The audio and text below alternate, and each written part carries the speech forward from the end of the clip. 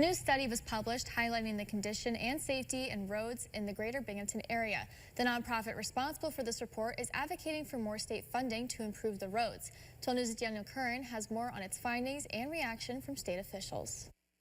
A new study detailing the condition, use, safety, and funding of Binghamton and New York State's roads, highways, and bridges was recently published by TRIP, a national transportation research nonprofit based in Washington, D.C.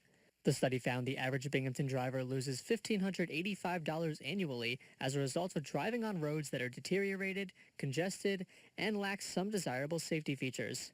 TRIP Director of Policy and Research Rocky Moretti suggests an increase in state funding to improve infrastructure. And we know that when investments made in improved roadway safety features, that it has a significant impact on keeping the system safer. The TRIPS report finds that 19% of major roadways in the Binghamton area were in poor condition, and an additional 21% were in mediocre condition. Harpersville resident Robert Hines says he's experienced frustration with some of the roads in the area. Potholes that are just temporarily repaired instead of being professionally repaired, and they just keep coming back all the time. However, Assemblyman Joe Angelino questions the legitimacy of the report. He says he would like to know what roads are reported in bad condition and what process was taken to get these results.